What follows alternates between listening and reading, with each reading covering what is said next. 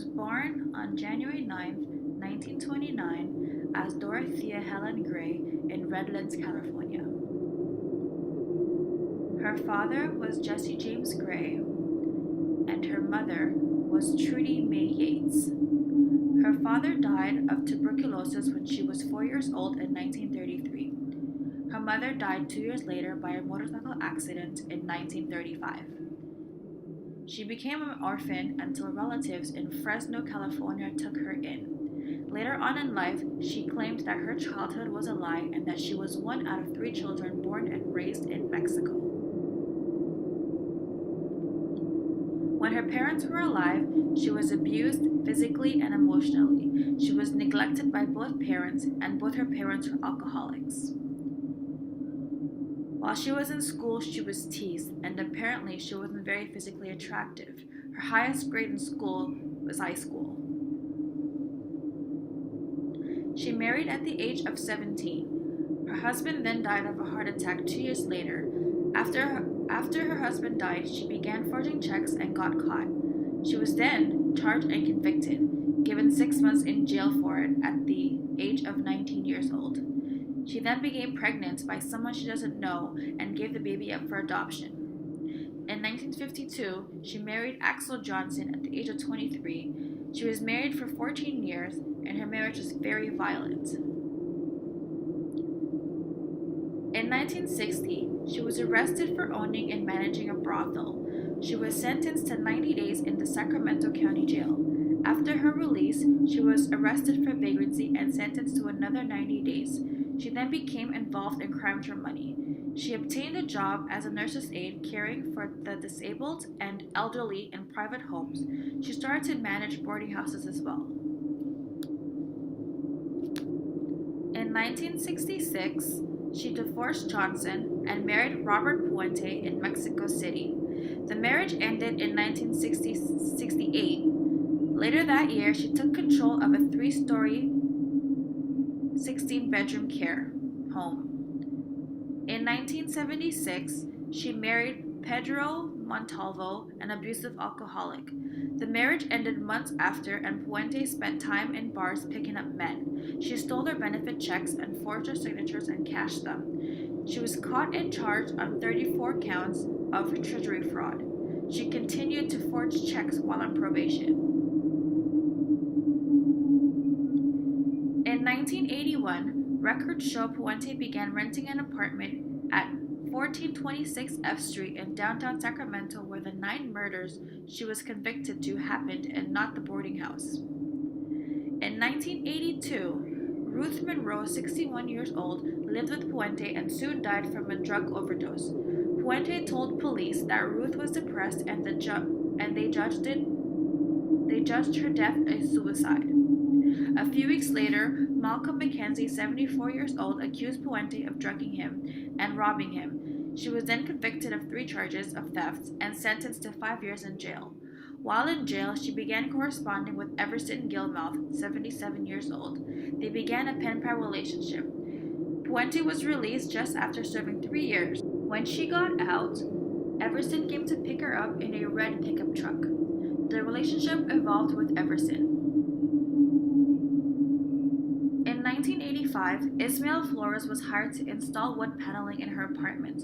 She gave him a red pickup truck in addition to $800. She then asked him to build a box to store books and other items. She used that box to bury Everson. When his family asked where he was, Puente said that he was very ill and that's the reason why he couldn't communicate with them. Puente kept collecting Everson's pension. In 1986, a fisherman found the box with their remains. In 1987, Leona Carpenter, 78 years old, was put in Puente's care and never seen again. James Gallup, 62 years old, came to her care and was never seen again. Vera Martin, 62 years old, came to her care and never seen again. In 1988, Bert Montoya, 52 years, came into her care. She took over his affairs. He went missing and never seen again. She was investigated by Social Security, but nothing was found. Dorothea Puente liked to kill her victims in the comfort of her own home. Her method of kill was to drug her victims by lacing their food and drinks with a mixture of lethal prescription drugs. She cashed the social security checks of her patients living in her home, and when they started to become suspicious of where all their money was going, she murdered them and buried them in her backyard. Her victims were all between the ages of 50 to 80 years old and were mentally ill patients who had been placed into her care by social workers and families. Many were high-risk individuals who lived a life on the street, who many of which had drug and alcohol abuse problems. On November 11, 1988, Alberto Montoya, also known as Bert Montoya, his social worker reported him missing, which sets off the chain of events that would lead to the apprehension of Dorothea Puente. Homicide detectives showed up to Alberto's last known whereabouts, which happened to be his home at Dorothea Puente's boarding house. After searching his room and the home, nothing turned up. So Dorothea led the detectives to the backyard where when she was asked to dig up her backyard, she agreed. The police later uncovered a human leg and foot. Dorothea pretended like she had no idea how that could possibly be. After asking the detectives if she was under arrest, she then proceeded to tell them that she was going to have a cup of coffee with a relative. She took this time to flee as police uncovered 6 more victims. 4 days later, Puente was apprehended at a motel in Los Angeles. Dorothea's trial started in October of 1992 and lasted a year. She was facing 9 counts of murder after the detectives connected all of her crimes. She stood on trial without testifying and was later found guilty of 3 out of the 9 murders. Dorothea was sentenced to life imprisonment without the possibility of parole. Although she was behind bars, she maintained her innocence. When she was asked why she was in there, she replied, "To give strength to other people." Dorothea Puente died in prison on March 27, 2011 of natural causes at the age of 82.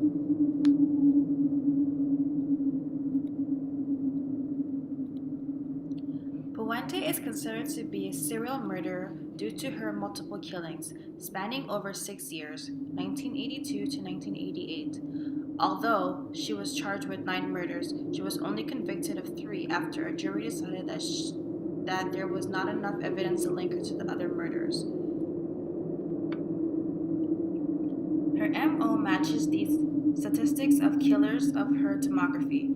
Puente poisoned her victims with purported drug overdoses and conducted the killings for self-profit.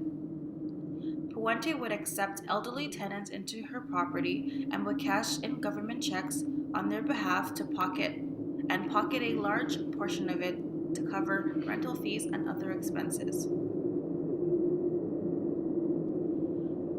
Her victims were individuals who were elderly, homeless, drug addicted, and mentally ill who did not have housing. Due to their low profile, society did not notice missing individuals, nor were they reported promptly.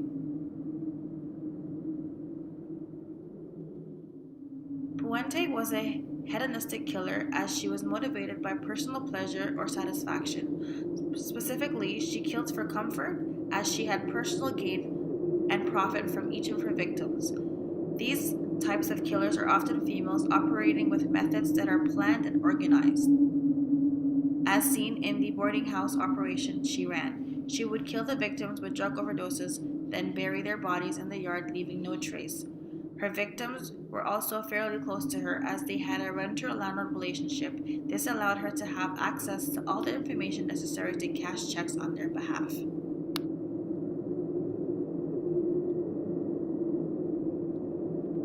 Puente had abusive and neglectful parents. They didn't care for her, and because of that, it disrupted her self-confidence and thus becoming rebellious.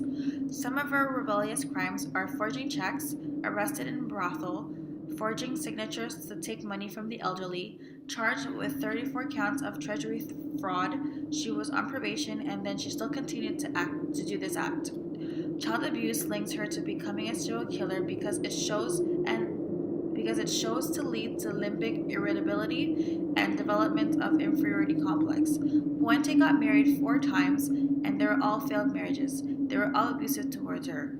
This is said to be linked to her becoming a serial killer in terms of causing her to feel powerless, resulting in a need to feel in control, which can be satisfied by engaging in abusive and serial killer-like behavior. This concludes our presentation. Thank you for listening. Please refer to the discussion board for our questions.